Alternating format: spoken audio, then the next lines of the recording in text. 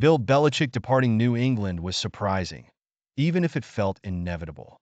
Bill Belichick not finding a head coaching job this offseason was straight up shocking.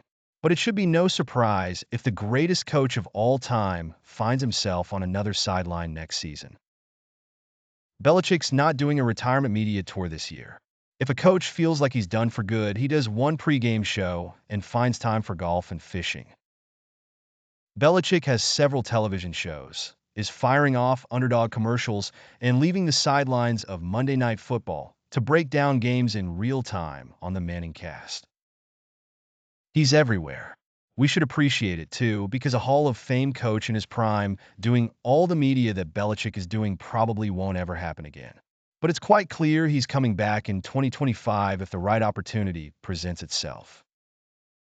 The early returns are offering some really interesting opportunities for the 8-time, including assistant gigs, Super Bowl winner. Let's handicap where he could end up. Jacksonville Jaguars sitting at 0-3 after a beatdown on Monday night in Buffalo. The Jaguars are back in crisis mode. Trevor Lawrence looks like a league-average quarterback, despite signing a massive deal this offseason. Doug Peterson's post-game press conferences aren't exactly inspiring.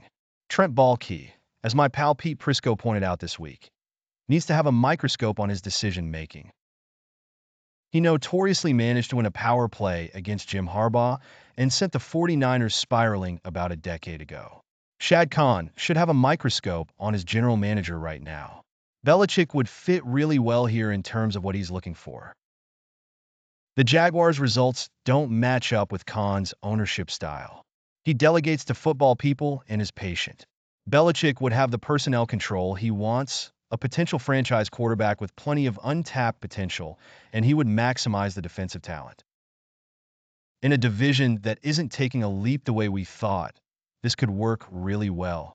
Dallas Cowboys, if you see any betting odds, the Cowboys will probably be the favorite. I can see it happening, mostly because Bill Parcells took the job back in 2003 and spent 4 years working with Jerry Jones.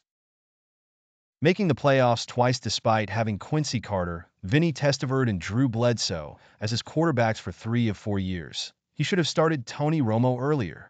I would expect his experience in Dallas to impact Belichick's decision here. Given 2 of Bill's Super Bowls came as the defensive coordinator his mentor. Dak Prescott and CeeDee Lamb are locked into long-term deals, and Micah Parsons will get paid at some point. The Cowboys were a very good defensive team with good defensive coaching, and Belichick will bring that. Mike McCarthy is already sitting on a furnace. If he loses on Thursday night to Danny Dimes and the Giants, he's basically a human version of the "this is fine" meme. New York Giants buzz was building before Week 3 about Brian Daboll having locker room issues. Belichick's coached in New York before.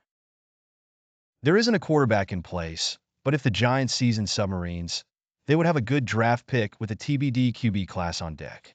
John Mara has been extremely active as an owner in recent years, which could potentially create an issue. But he also allowed Joe Schoen enough leeway to let Saquon Barkley walk into free agency.